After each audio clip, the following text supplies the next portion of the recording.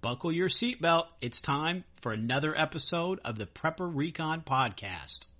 Following a crippling EMP attack against the USA, college student turned survivalist Danny Walker finally makes it to his secure rural location.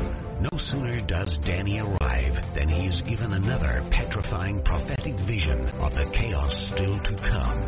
The country has been brought to its knees, and the thin veneer of civility has been torn to shreds by the savagery lurking just below the surface. Danny has survived the EMP, but will he live through the most vicious era in U.S. history? Buy Ichabod, Book 2 of 7 Cows, Ugly and Gaunt, from Amazon.com today in Kindle, paperback, or audio edition. Whether your plan is to bug out or bug in, CampingSurvival.com has all of your preparedness needs, including fish antibiotics, long-term storage food, and water filters. Use coupon code PREPRECON for 5% off your order at CampingSurvival.com. Today's guest is Eve Gonzales of Trading Post in the Woods. Eve, welcome back. Thank you. It's great to be back again. Oh, absolutely. We love having you on this show. We're going to get right into it because we've got so much stuff to cover today. Fox had an article a few weeks back, and it was about Homeland Security's new Safe Track program. It's where they're focusing on their efforts to be able to evacuate D.C. in the event of a terrorist attack or man-made or natural emergency. So the program administrators are very concerned that citizens don't have a plan and that that's going to add to the chaos. So this is DHS. This is not some crazed conspiracy theorist website telling people that they need to get a plan to evacuate. How does a person come up with an evacuation plan, and then how do they implement that? Okay. That is something that I've written numerous articles out on, and it is very, very important. You know, people perish because they had no plan. And having spoken at different events that your listeners have come to, and you know, other people who maybe haven't been a listener, but a lot of them have been your listeners. Praise God. And thank you again for all those that come out to the events because they've listened to these podcasts and are wanting to learn. But one of the big problems I have found is that even though people are starting to gather up some supplies and maybe taking a class here and there, they're not focused with any sort of specific detailed game plan. And they have no plan for evacuating, which is a huge mistake. Your very first thing that you need to sit down and do is to make up your plan of evacuation.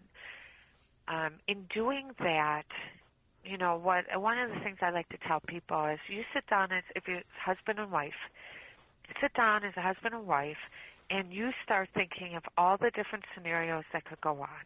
Now, if you're in Washington, D.C., you know, you're certainly not going to, unless you have a boat, some sort of yacht, and plan on going out into the ocean, there are only, you know, a few directions that you're going to head out to. So you're going to look and make your plan and go, put in all the what ifs. Okay, so we're going to evacuate west, and you're at work, and I'm at work, and the kids are in school. Where are we meeting up? Are we even able to get our children? Or have they become ward of the school district? Because we've talked about that before, haven't we? How there are a lot of school districts throughout the U.S. that are now implementing that if a disaster happens, the child becomes ward of the school district. Have we discussed that? I don't know if we've talked about if you and I have talked about it on this show. I know I've talked about it with other guests that there are plans in place to take your children to a stadium or something like that. There's schools that have required. Well, they don't have to tell you where they're taking them. Yeah, they don't have to tell you, and you're not allowed to pick them up until the disaster's over. and they're requiring some parents to provide their children with basically what is essentially a bug out bag that's kept at the school. So not only are they going to basically take your kids to a FEMA camp, but they're going to make you pay for it. But I mean, we've been paying for our own incarceration for some time now, so that's not a huge surprise to most of the folks listening to this show. But go ahead. Okay, so you start with as a husband and wife, you sit down and you look and go, what is the game plan if both of you are at work and your child's at school? Okay, now if your school's and your child's in a school where the district, they become ward of that district, well, there's nothing you can do for your child, okay? As you can't show up at the school with weapons to try to get your child back. They will have people there to prevent that from happening. So the question is, does your child know how to get in contact with somebody to inform you where they are? Do they have a means to do that? Where will you and your spouse meet up at? Where are you ultimately going to? How are you going to get there? You look at every aspect and you come up with a plan. And then you come up with a plan B. And then you come up with a plan C. And then you come up with and for that one direction. And then what if you have to go north? Okay, what if all the main roads are shut? What if they put up a barrier block and go, sorry, you're not getting out, but you also can't return home to your home because something devastating happened in there. Where's your meetup? Making a game plan and making an evacuation plan is the hardest thing you will have to do. It's the most important thing you will ever do because it is going to set the rest, everything else that you're going to do, okay? And I met with an EMA director and his wife at one of the events that I was at, and he was furious with his wife that they were having a private sit-down consult with me. He just didn't want to do it. He thought I was crazy. So I asked the man, I said, will you just humor me? Humor me and give me 5 minutes. If at that time you're not interested anymore and your wife wants to stay, I'll talk with just your wife. But I prefer to talk to both of you. But give me 5 minutes, and then if you want to go, you can go. So the guy's like, okay, I can give you 5. I said, okay, I have a question for you. I said, do you have an evacuation plan? And the wife smiled, and he's like, no. And I'm like, okay. I said, does your wife work? Yes. And I said, and you work? Yeah. And I said, do you have a location that you ultimately plan on getting to? He's like, yes. And I said, how far away is it? And it was 60 miles away. So I said to him, okay, you're both at work and you die, but your wife doesn't know that you're dead. She just knows that you're going to try to somehow get to your daughter's property, but she doesn't know where she's supposed to meet up with you, and she's not going to want to try to figure her own way out to get to your daughter's house because she's not going to want to leave you behind. What's the game plan? And that man sat there and he said, I died, and my wife is left all alone. And I said, yeah, you're dead, and now she's all alone. What's the game plan? And he goes, I have no idea. Okay, let's talk.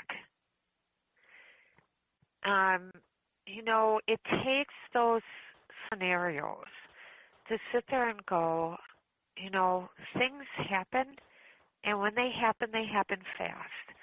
And if you have lots of different options that you and your spouse sit down and come up with, when the event actually happens, you kind of go into autopilot. Your brain now has a scenario and a game plan, and it's going to follow it. Your mind will follow it the best that you can. And when you have to veer from it, plan B kicks in, plan C kicks in. But I told him, I said, if you had a meetup place and a specific time you waited, And then you moved on to a next meeting place and a specific time to wait. I said, your wife would not just wait around forever. I said, because she'll become a victim. I said, your wife needs a game plan, and when she waits a certain amount of time and you don't show up, she knows she has to keep on going. And I said, but if you don't sit down and you don't make that plan, and then share that plan with your children and share with them, age appropriate, what they are to do, then it can be weeks or months before you may meet up with them. You can perish because you got caught in the mass hysteria and didn't have a game plan. And you don't want to starve to death somewhere because you have no food. You didn't make it to where you wanted to go. So it first starts with sitting down purposefully with your spouse and going, okay, let's look and see if there's an earthquake, if there's a hurricane, if there's a terrorist attack. What are the different rates? Where are we going to? Where's our meet-up points? But because roads could be closed off or impassable or whatever, you have to have plan A, plan B, plan C. And I tell people who have children, I said, you come up with a game plan. First, find out what is their protocol for the school district. You need to know it. Don't assume. Just go find out what it is. And if you don't like it, work to change it now. You have a voice, so work to change it if you don't like it. And then, and then you help your child start to memorize telephone numbers, names, ways that they would be able to contact when they're able to. If there isn't, then you need to let them know and give them assurance and go, we know that if something were to happen and we can't get there to you, we don't want you to panic. We don't want you to be afraid. We've taught you skills. We've taught you knowledge. You will be able to help yourself and help others. You give them and help them to gain that security in skill and knowledge that they need. And then you let them know, you know what, we will find you. We will find you, and we will get together once again. But it's really important to help your children. And I can take a 2-year-old and start training a 2-year-old in a lot of different things. So when you are doing your preparedness stuff, you get all of your children involved. And the older they are, the more involved they should be. And you teach them those skills, and you give them knowledge, and you build up their confidence so that they will know that they're going to be okay. Most children, when they're separated from their parents, are afraid. They become insecure. They're going to go with what is ever told to them, and it might not be the right advice.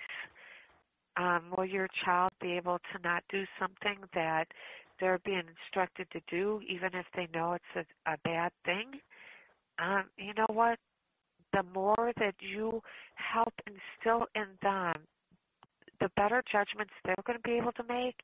And they may not be able to do anything, but maybe they will be. You don't know that. So educate them. Give them skills. Encourage them. Build up confidence. Do the things that you need to do now. But then you also need to include them. What if they're not in school? What if they're home alone? What happens if they're home alone and mom and dad are at work? What do? Where are they supposed to go? What if you can't get back to the house because a no return order is called? Where are the children supposed to go? And you make those game plans. So there's the game plan and evacuation plan. It's the most detailed. It's the most difficult thing to get through. But when you do it, you will be very grateful. And then from that point on, everything else starts to fall into place. You're able to look and go, okay, we know we need this and this and this. We know we need to pick up these skills. We want to be able to, make sure everybody has their own filters for when they're even, if I had a child in school, I would make sure in their backpack they had a water filter system, like a Berkey bottle or something where, they would be able to get water and have safe water. Because if water is going to be a shortage, then it's going to be a shortage for everybody. But you have now equipped your child with another way that they could get more water. And it's not like they don't have to advertise.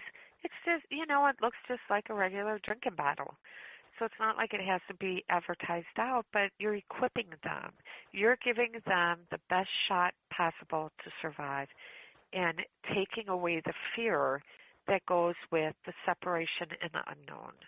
We're going to take a quick break, and we'll be right back. The dollar's lost over 90% of its purchasing power since 1971. Silver, on the other hand, has proven to be a very stable form of wealth preservation over the years. And where do you buy silver? Silver.com, of course. Silver.com offers fantastic prices on gold and silver. Check out Silver.com today. Ready Made Resources is a trusted name in the prepper community because they've been around for 18 years. They offer great prices on night vision, water filtration, long-term storage food, solar energy components, and provide free technical service. Get ready for an uncertain future at ReadyMadeResources.com. And one of the things you brought up in there, you brought up in your conversation with the man, what happens when, if you die, what's the plan for that? That's something that people don't want to ask themselves because they've written this story in their mind, which is a large part of the reason why people don't prepare, because they've written this false narrative in their mind that somehow, manna comes out of heaven or FEMA is going to show up at their doorstep with a case of MRE, something.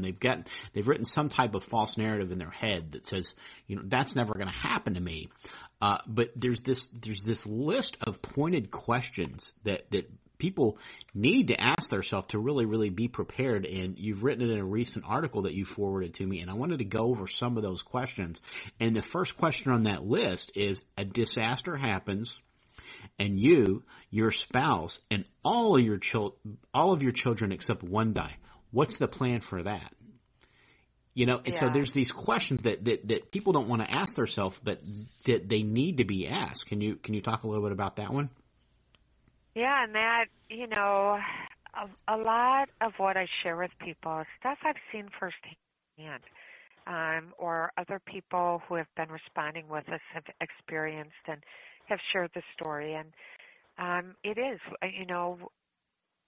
we have had, and I did. I walked into an area, and I was the first person there, and this young child had lost everybody. You never want to think of that happening, but what is the game plan if it does? Will it happen? It could. Has it happened? Yeah, I've seen it, and lived it, and it's gut-wrenching. Even as a responder, you want to just cry and cry out with that child because their life, as they know it, will never, ever, ever be the same. Never. And that's why it is so important. We do want to believe that nothing is ever going to happen. If a disaster does happen, it's not going to affect us. If it is a freak accident and it does hit our town, we'll all be fine. It's other people who die. But that's not true.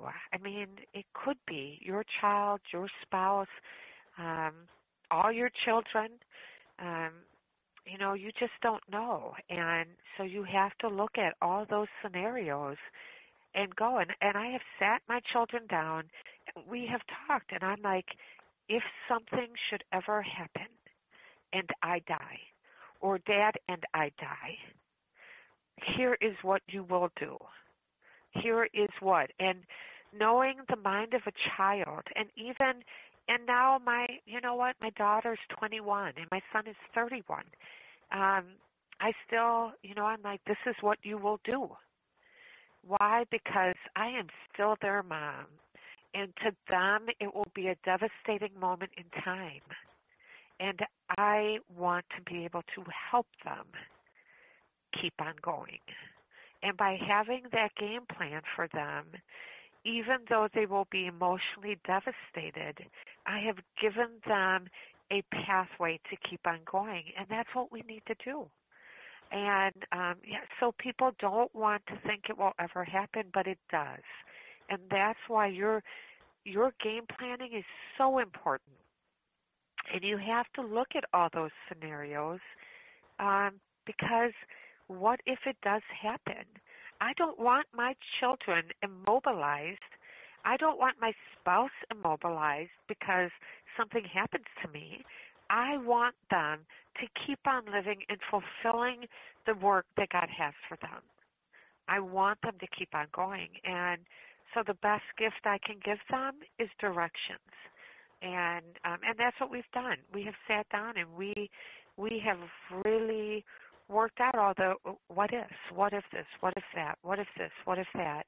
And going back to a podcast that you had quite a while ago, a topic came up about some people, an airplane crash had happened, and people were not getting off the plane. They hadn't died in the crash, but they ultimately died from the crash because they never left their seats. And, you know, what we see in a disaster area is two things mentally. One is called frozen in fear, and that's what happened on those airline flights where there was a crash. And it wasn't that the people weren't yelling, get off the plane, get off the plane. And shaking people, and some people even report trying to pull, and they couldn't, and the people just looked off like they're in a just frozen state.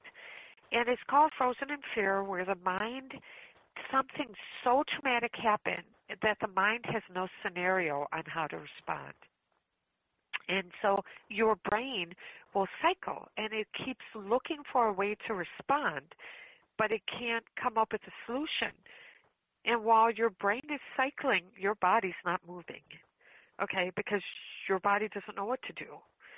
And when we come across somebody like that in disaster area, we have to just go by, because if I could perish trying to help them, I have to keep on going. I have a family and everything else, and I can't snap them out of that state.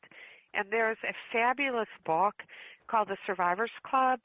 People can get it on Amazon for less than $15, but it really addresses that mind state and how can you prepare your mind now so that you don't become a victim. Excellent read, highly recommend it, because there are scenarios. You have to give your mind scenarios. And like when I go into a restaurant, I'm always looking for the exit doors. And I sit there and I go, okay, if this or that happens, this is how I will respond. Here's where I'm going to go, blah, blah, blah. And I'm throwing scenarios into my mind. So if all of a sudden I have an active shooter coming into that restaurant, I already have a game plan.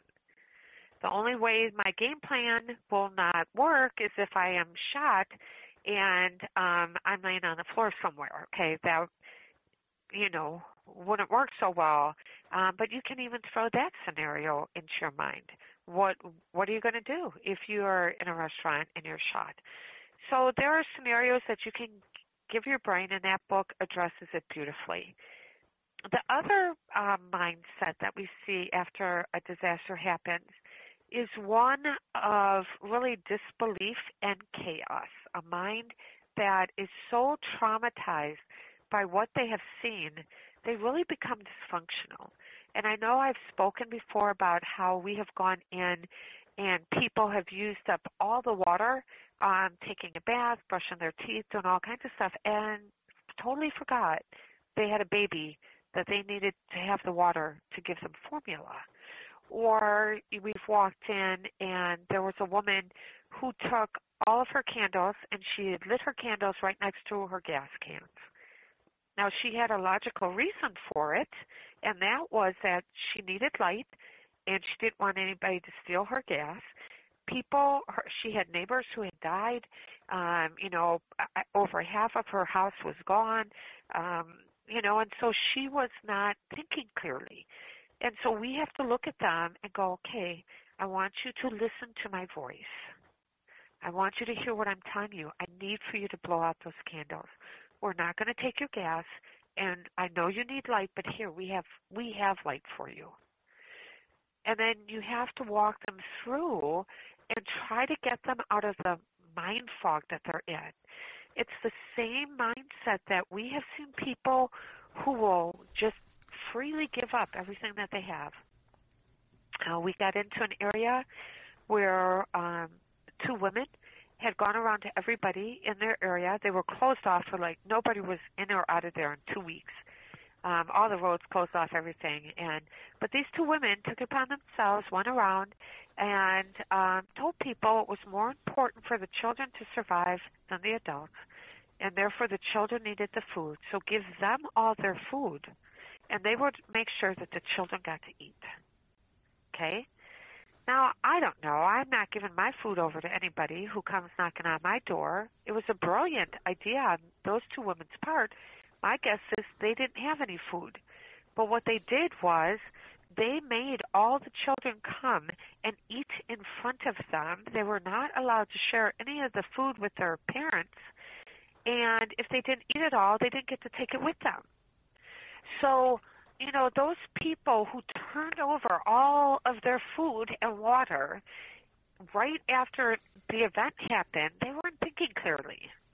Okay? And you find yourself, we have people that you've got down power lines and they're about ready to grab onto door handles where they would be electrocuted. And we have to yell those directions out to them because they're not thinking clearly. It happens. But if you walk, once again, in your game plans, you talk about stuff like that, and you feed your mind the information that it needs, even when they go through a state of trauma. Their mind is still going to have ways to respond and know the correct way to respond. We all know that if you've got live power line down over your house and it's a metal roof and you're going to go grab onto your door handle, not a good game plan. And I tell people, listen, stop and listen. Do you hear the zapping noises? If you touch your door handle, you will die. Okay, you will be electrocuted. Your house is live, okay? And, so there's it's a hard thing, but it can all be prepared for. Your mental stability can be prepared for and should be prepared for. And what you will do, and that includes, what if somebody dies? What if all of a sudden you're having to find yourself all alone because you have no meetup point, and you have to travel 60 miles, 100 miles on your own? What's your game plan? You can survive that. You don't have to die. You don't have to be a victim, but it should be well thought out, or you could be. That's the end of the first half of my interview with Eve Gonzales of Trading Post in the Woods. Come back next week for the rest of the show.